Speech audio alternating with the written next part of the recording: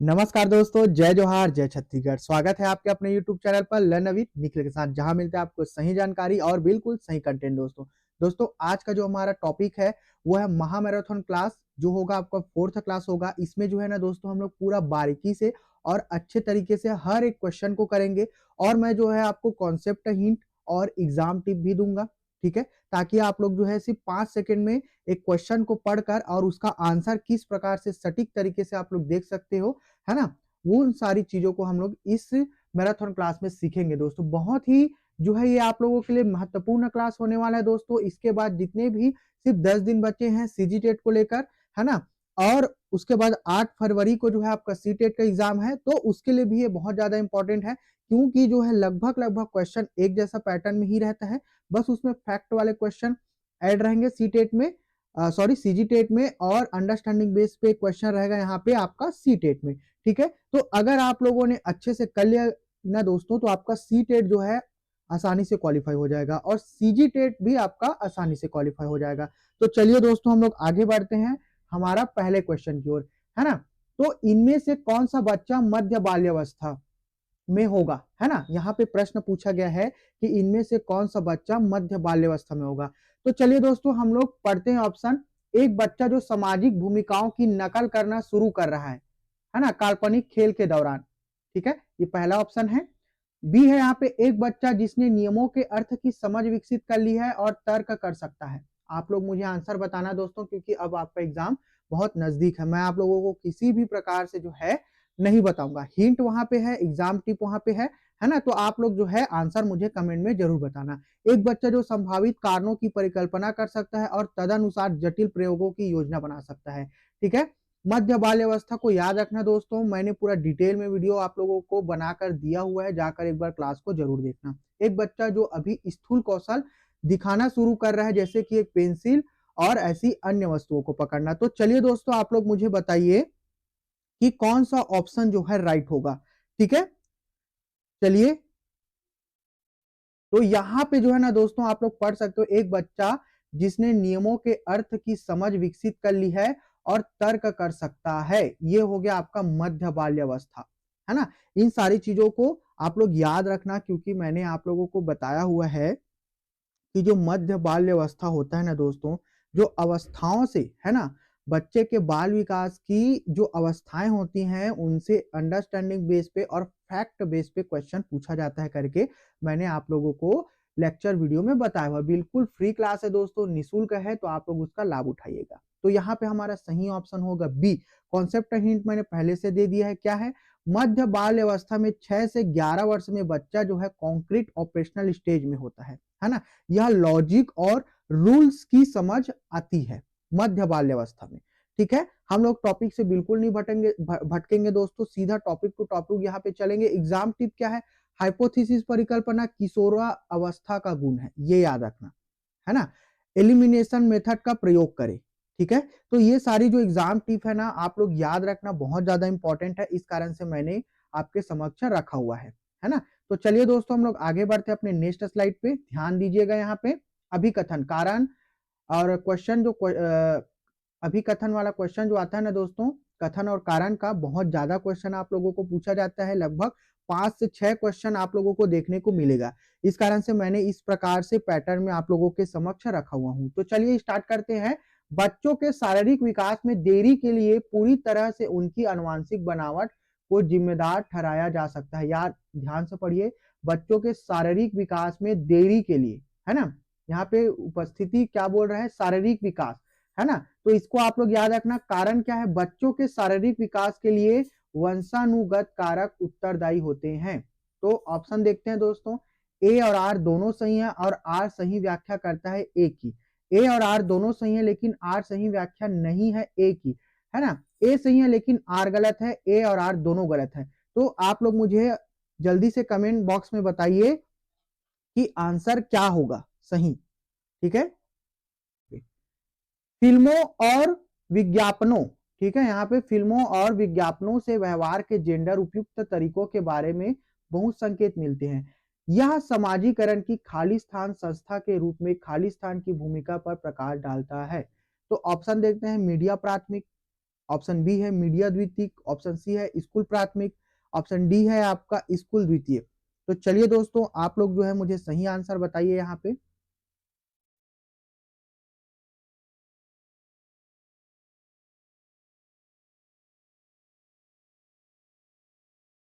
चलिए दोस्तों, आंसर बताइए, मुझे कमेंट बॉक्स पर आंसर इसका जरूर देना दोस्तों। ठीक है, मैं इस वाले टॉपिक को आपके ऊपर छोड़ देता हूं, मुझे कमेंट करके जरूर बताइएगा। ठीक है, क्योंकि ये बहुत सरल है और आप लोग इसका आंसर दे सकते हो। ये प्रीवियस ईयर का क्वेश्चन पेपर से मैंने इस क्वेश्चन को उठाया हुआ है। कमेंट्स में मुझे जरूर बताना। तो चलिए दोस्तों, हम लोग आगे बढ़ते हैं अपने नेक्स्ट स्लाइड पे। ठीक है, पूर्व संक्रियात्मक अवस्था है ना, पूर्व संक्रियात्मक अवस्था प्री ऑपरेशनल पीरियड में कौन सी संज्ञानात्मक क्षमता आती है? अमूर्त सोच की क्षमता, लक्ष्य निर्देशित व्यवहार की क्षमता, दूसरे का नजरिया लेने की क्षमता, परिकल्पनात्मक निगमनात्मक सोच की क्षमता। चलिए दोस्तों, बताइए आप लोग मुझे, पूर्व संक्रियात्मक अवस्था में कौन सी सोच यहाँ पे आती है? ठीक है, कॉन्सेप्ट हिंट दिया हुआ है, एग्जाम टिप दिया है। आज आप लोग आंसर सिर्फ आप ही लोग बताओगे, मैं किसी भी प्रकार से डिस्कस नहीं करूंगा। चलिए दोस्तों, जल्दी से बताइए। सही कह रहे हो, ऑप्शन बी यहाँ पे राइट आंसर होगा, लक्ष्य निर्देशित व्यवहार की क्षमता। कॉन्सेप्ट हिंट में क्या लिखा है? अमूर्त सोच, एब्स्ट्रैक्ट थिंकिंग और परिकल्पना, हाइपोथेसिस बाद के स्टेज फॉर्मल ऑपरेशनल में आते हैं। ठीक है, ठीक है दोस्तों, है ना। एग्जाम टिप क्या है? पूर्व संक्रियात्मक बच्चा मतलब 2 से 7 साल अभी चीजों को शुरू कर रहा है, गोल डायरेक्टेड बिहेवियर की शुरुआत होती है इसमें, है ना। ठीक है दोस्तों, तो आशा करता हूं पूरा टॉपिक आप लोगों ने अच्छे से समझ लिया है। मैंने पूरा फ्री क्लासेस अपलोड किया हुआ है, आप लोग उसे जाकर जरूर देखना। चलिए दोस्तों, आगे बढ़ते हैं नेक्स्ट स्लाइड पे। निम्नलिखित में से कौन सा सूक्ष्म कौशल फाइन मोटर स्किल के उपयोग का एक उदाहरण है? ठीक है, दौड़ना, चलना, घसीट कर लिखना, कूदना। चलिए दोस्तों, बताइए मुझे, मैंने इसको भी अच्छे से आप लोगों को पढ़ाया हुआ था। चलिए ऑप्शन बताइए मुझे। फाइन मोटर है ना, fine motor skill, concept hint में देख लीजिए, एग्जाम टिप देख लीजिए। ठीक है, तो ऑप्शन कौन सा? सी यहाँ पे राइट आंसर होगा दोस्तों, है ना। Fine motor skill, gross motor मतलब कि खेलना, दौड़ना, कूदना, है ना। लेकिन फाइन मोटर मतलब जैसे कि मैं ये पेन को अपने हाथों से, उंगलियों से पकड़ा है ना, 2 उंगलियों से, तो ये फाइन मोटर स्किल में आता है। यहाँ पे आप लोग कॉन्सेप्ट हिंट में देख सकते हो, सूक्ष्म का मतलब है उंगलियों और आंखों का समन्वय। स्थूल, ग्रॉस मतलब बड़ी मांसपेशियों, हाथ पैर का उपयोग, कूदना, है ना, चलना, दौड़ना, इन सारे में उपयोग होता है, पूरा बॉडी का इस्तेमाल। लेकिन फाइन मोटर स्किल में सूक्ष्म तरीके से, फाइन मोटर स्किल मतलब सूक्ष्म 2 ही उंगलियों का प्रयोग कर रहे हैं स्पष्ट रूप से। एग्जाम टिप क्या है दोस्तों? यहाँ पे लिखना, पेंटिंग करना या सुई में धागा डालना हमेशा फाइन मोटर स्किल होते हैं, याद रखना। इनसे क्वेश्चन बनाया जाता है, इस कारण से मैंने इस टॉपिक को लिया हुआ है। तो चलिए दोस्तों, आगे बढ़ते हैं हम लोग नेक्स्ट स्लाइड पे। नेक्स्ट क्वेश्चन, प्याजे के अनुसार जो है एक शिक्षिका, मतलब एक शिक्षिका हो या शिक्षक का खाली स्थान और खाली स्थान होना जरूरी है। गतिशील, लचीला, संरचित, अनम्य, सहानुभूतिपूर्ण, पारदर्शी, यांत्रिक, व्यवहारवादी। चलिए दोस्तों, कंफ्यूज नहीं होना है आप लोगों को, है ना। कॉन्सेप्ट हिंट दिया हुआ है, एग्जाम टिप भी मैंने दे रखा है। तो चलिए अच्छे से आप लोग बताइए, 6वें नंबर का आंसर क्या होगा? आप लोग सही बता रहे हो, गतिशील और लचीला होना जरूरी है एक शिक्षक को। ठीक है, ये याद रखना, है ना। तो रचनावाद में शिक्षक एक फैसिलिटेटर होता है जो बच्चों की जरूरतों के अनुसार बदलता है ना। ये आप लोग याद रखना। एग्जाम टिप है दोस्तों, अनम्य मतलब रिगिड और मैकेनिकल मतलब यांत्रिक नेगेटिव शब्द है। अगर ऐसा शब्द आप लोगों को दिखे ना, तो ऑप्शन गलत ही होगा, ये याद रखना। ठीक है, मैंने पूरा टैग वर्ड्स पॉजिटिव नेगेटिव के ऊपर जो है वीडियो बनाया हुआ है, आप लोग उसे जाकर जरूर देख लेना। ठीक है, फ्लेक्सिबल होना सबसे पॉजिटिव गुण है। ठीक है दोस्तों, तो चलिए दोस्तों, हम लोग आगे बढ़ते अपने नेक्स्ट क्वेश्चन की ओर। लेवागोस्की ने, सभी ने पढ़ा हुआ है, मैंने बहुत अच्छे से पढ़ाया हुआ इसको। लेवागोस्की के अनुसार निम्नलिखित में से कौन से कारक बच्चों के संज्ञानात्मक विकास को सुगम बनाते हैं? सांस्कृतिक उपकरण, सामाजिक संपर्क, संतुलन, पुरस्कार। ठीक है, ऑप्शन ए होगा तीसरा चौथा, ऑप्शन बी है दूसरा तीसरा, ऑप्शन सी है पहला दूसरा, ऑप्शन डी है पहला और तीसरा। तो चलिए दोस्तों मुझे बताइए इसका राइट आंसर क्या होगा सातवें का। ठीक है, चलिए बताइए सातवें का राइट आंसर क्या होगा। सही बता रहे हो। यहाँ पे सांस्कृतिक उपकरण और सामाजिक संपर्क ये दोनों राइट होंगे। यहाँ पे कौन सा option, option C right answer होगा। वायोगास्की ने society plus culture plus language, है ना, यहाँ पे society plus culture plus language मतलब क्या हो गया, सामाजिक सांस्कृतिक और भाषा, SCL को यहाँ पे इंपॉर्टेंट माना था। हम लोगों ने पूरा डिटेल में पढ़ा हुआ है। अब सिर्फ हम लोग मैराथन क्लास करेंगे दोस्तों एग्जाम से, टॉपिक से रिलेटेड। ठीक है, तो चलिए दोस्तों एग्जाम टिप क्या है। इक्विलिब्रेशन प्याजे का शब्द है और रिवॉर्ड्स मतलब व्यवहारवाद स्किनर का। इन्हें हटा दें, ये आप लोग याद रखना।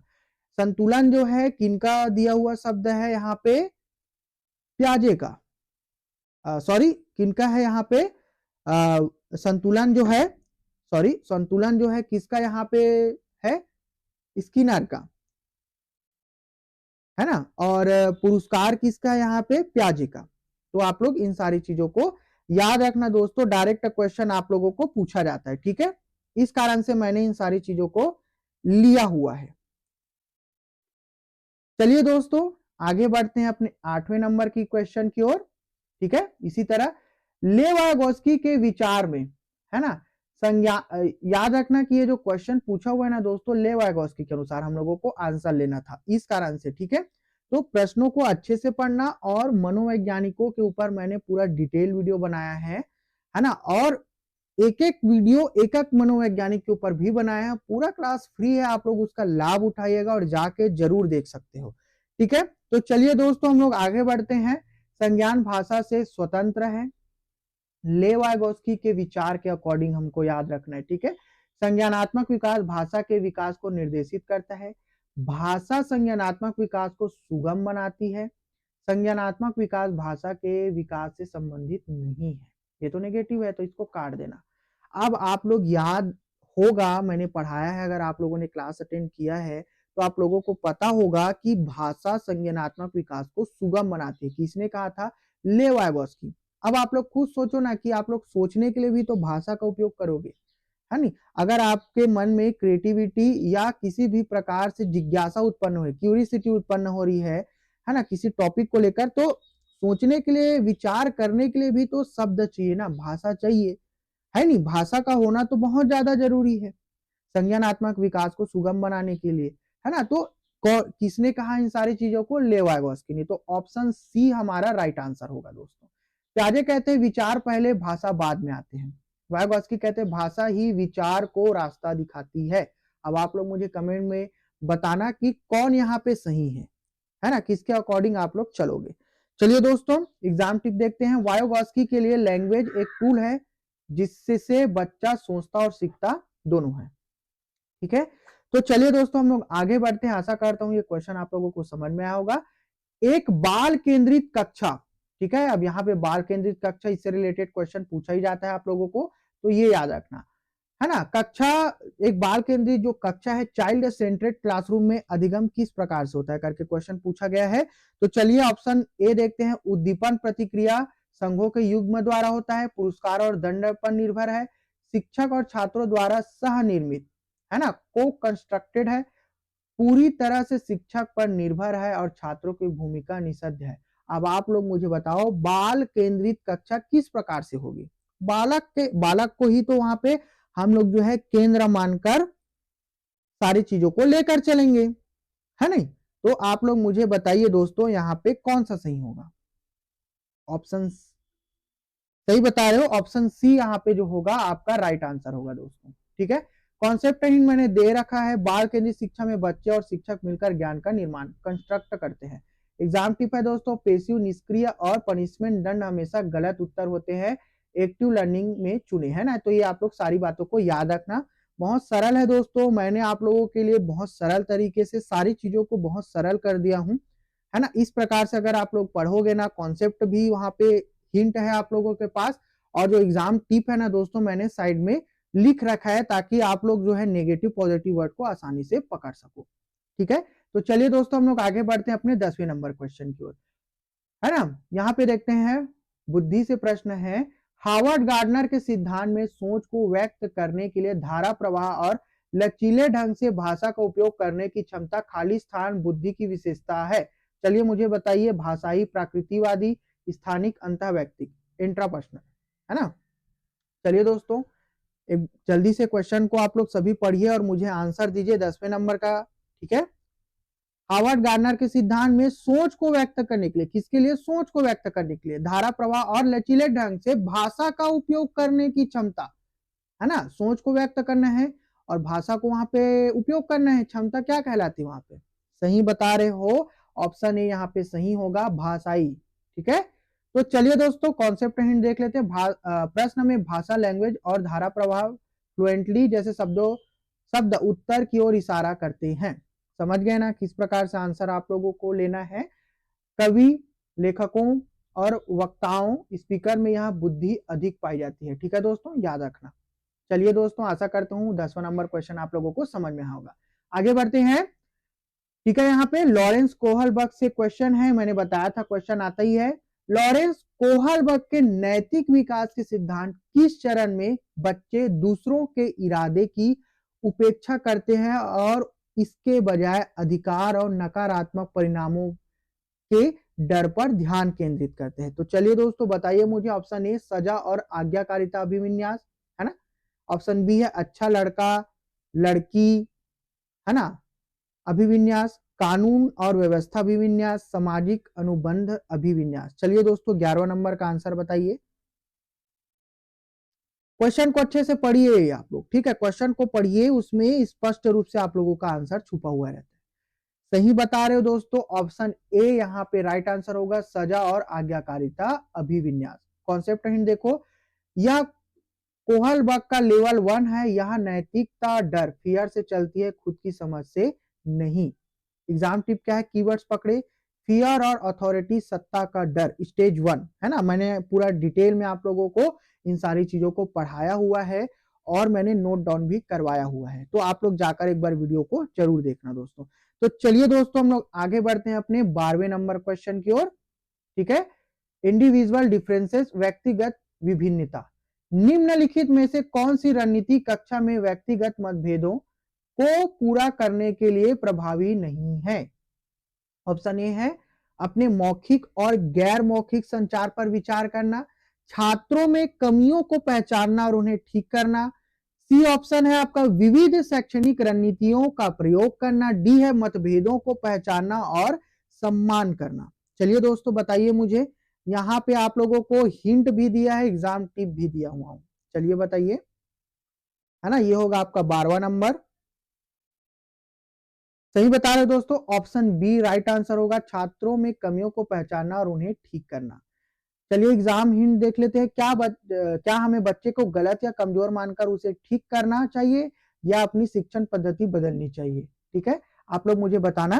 ठीक है, डिफिकल्ट मॉडल मतलब कमी आधारित दृष्टिकोण नेगेटिव होता है, तो बच्चों को डांटना नहीं है आप लोगों को। ठीक है, अगर किसी ऑप्शन में बच्चे को सुधारने, कमी निकालने या सेग्रेट, है ना, करने की बात हो तो वह अक्सर गलत उत्तर नेगेटिव ऑप्शन होता है। आप लोग ये सारी चीजों को याद रखना दोस्तों। ठीक है, बहुत आसान और सरल तरीके से हम लोग प्रश्नों को करते जाएंगे ताकि आप लोगों का एक कॉन्सेप्ट, एक अवधारणा वहां पे बन जाए सभी चीजों को लेकर कि हमें पढ़ना कैसे है बाल विकास को लेकर।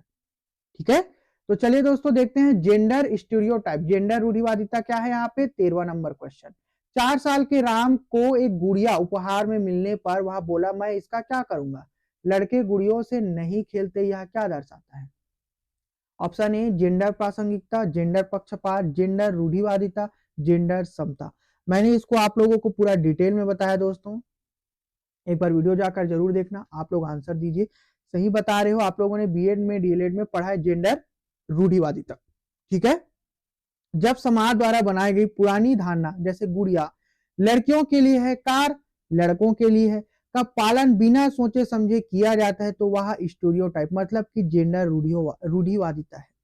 सी टेट हो या सीजी टेट में अक्सर प्रश्न आता है, लड़के रोते नहीं या लड़कियां गणित में कमजोर हैं, इसका उत्तर हमेशा जेंडर स्टेरियोटाइप ही होता है दोस्तों। इस प्रकार की जो मानसिक अवधारणा है ना, वो समाज ने बनाया हुआ था, लेकिन अब जो है ये सारी चीजें हटती जा रही है। तो चलिए दोस्तों हम लोग आगे बढ़ते हैं अपने 14 नंबर क्वेश्चन की ओर। असेसमेंट मतलब आकलन प्रश्न पूछा जाता है दोस्तों। चलिए, सीखने के आकलन के बजाय सीखने के लिए आकलन, असेसमेंट ऑफ लर्निंग के बजाय असेसमेंट फॉर लर्निंग, सुनिश्चित करने के लिए शिक्षक को क्या करना चाहिए? ठीक है, सुनिश्चित करने के लिए एक शिक्षक को क्या करना चाहिए? ऑप्शन ए देखिए, शिक्षार्थियों की केवल संज्ञानात्मक क्षमताओं पर ध्यान केंद्रित करें। ऑप्शन बी है शिक्षण अधिगम की दैनिक प्रक्रिया में आकलन को शामिल करें। सीधे निर्देश की विधि द्वारा ही शिक्षण को महत्व दे। बच्चों के बीच तुलना पर जोर दे। चलिए दोस्तों जल्दी से आंसर मुझे बताइए। ठीक है, आंसर इसका क्या होगा? सीखने के आकलन। ठीक है,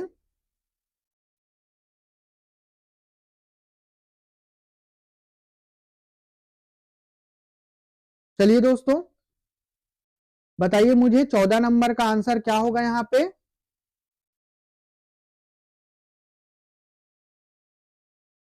सही बता रहे हो दोस्तों, ऑप्शन बी यहाँ पे राइट आंसर होगा। शिक्षण अधिगम की दैनिक प्रक्रिया में आकलन को शामिल करें। ठीक है दोस्तों, चलिए हम लोग आगे बढ़ते हैं अपने नेक्स्ट स्लाइड पे। Critical thinking. ठीक है, क्रिटिकल थिंकिंग किस तरह के प्रश्न पूछकर बच्चों में समालोचनात्मक सोच, क्रिटिकल थिंकिंग को बढ़ावा दिया जा सकता है? ऑप्शन ए, वन अधिकार अधिनियम किस वर्ष पारित किया गया था? बीजों को अंकुरण के लिए हवा की आवश्यकता होती है, सिद्ध करने के लिए एक प्रयोग की रूपरेखा तैयार कीजिए। ऑप्शन सी है पृथ्वी के वायुमंडल की विभिन्न परतों के नाम लिखिए। और ऑप्शन डी है त्रिभुज के तीनों कोनों का योग क्या होता है? चलिए दोस्तों 15वां नंबर का मुझे आंसर बताइए। चलिए, आप लोग एक शिक्षक बनना चाहते हो, समालोचनात्मक चिंतन क्रिटिकल थिंकिंग को बढ़ावा देना है, बच्चों में किस प्रकार से सिखाओगे? चलिए मुझे बताइए।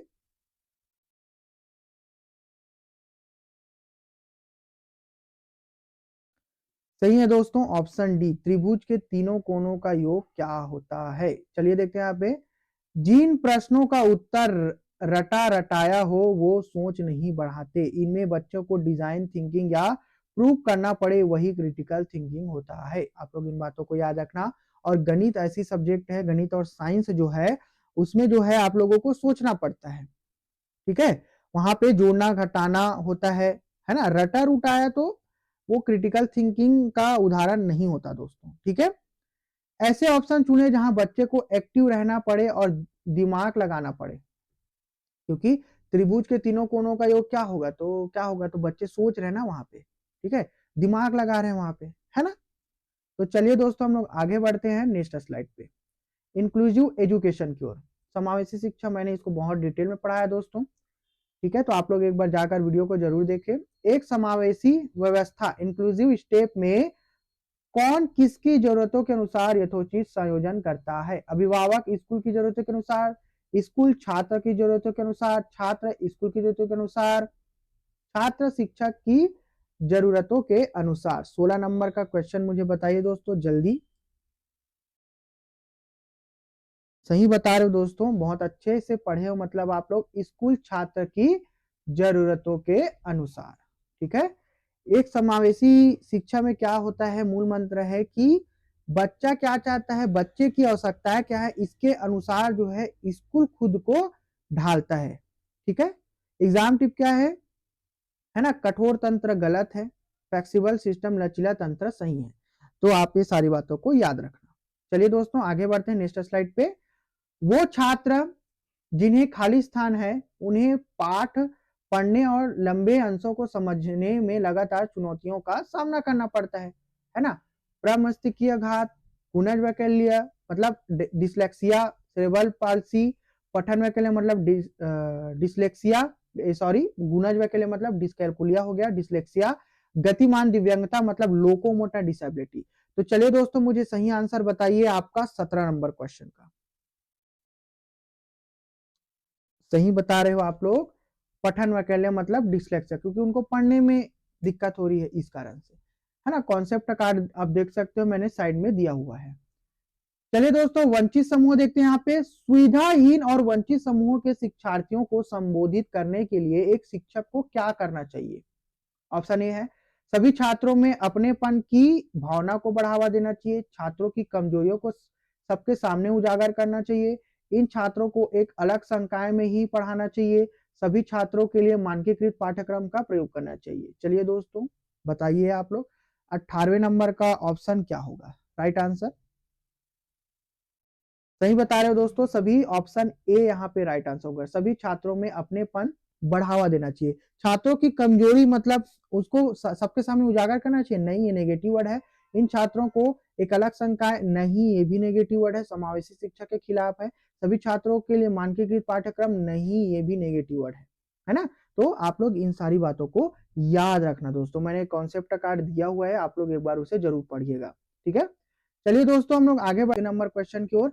विविध आवश्यकताओं वाले शिक्षार्थियों वाली कक्षा में शिक्षक को निम्नलिखित के लिए विकल्प उपलब्ध नहीं कराने चाहिए, है ना। तो ऑप्शन ए होगा आपका सामग्री का प्रस्तुतिकरण, संचार और अभिव्यक्ति, ऑप्शन सी है सूचना के दृष्टिकोण, डी है शिक्षार्थियों के बारे में रूढ़िबद्धता। तो चलिए दोस्तों, मुझे राइट आंसर बताइए 19वां नंबर का। एक बार क्वेश्चन को ध्यान से पढ़िए। विविध आवश्यकताओं वाले शिक्षार्थियों, ठीक है, विविध आवश्यकताओं वाले कक्षा में शिक्षक को निम्नलिखित के लिए विकल्प उपलब्ध नहीं, मतलब नेगेटिव पूछा गया है, नेगेटिव। चलिए बताइए, सही बता रहे हो लगभग 75% जो है विद्यार्थी बता रहे हैं यहाँ पे ऑप्शन डी राइट आंसर है दोस्तों। बाकी लोग अच्छे से पढ़िए, शिक्षार्थियों के बारे में रूढ़िबद्धता हमें नहीं रखना चाहिए। चलिए दोस्तों, एनईपी 2020 देखते हैं। राष्ट्रीय शिक्षा नीति से प्रश्न आता है, मैंने बताया था आप लोगों को। दिव्यांग छात्रों की शिक्षा के संदर्भ में निम्नलिखित में से किस प्रावधान को राष्ट्रीय शिक्षा नीति एनईपी 2020 द्वारा बढ़ावा नहीं दिया गया है? उपयुक्त इमारती ढांचा, प्रत्येक विद्यार्थियों के लिए एक शिक्षा और निजी शिक्षक, अनिवार्य विशेष शिक्षा, उपयुक्त तकनीकी सुविधाएं। तो चलिए दोस्तों, ऑप्शन मुझे बताइए। 20वां नंबर क्वेश्चन का ऑप्शन राइट आंसर क्या होगा इसका? सही बताया दोस्तों, अनिवार्य विशेष शिक्षा, है ना। जो शिक्षा अनिवार्य है बच्चों को, उसी को हमें देना है, ठीक है।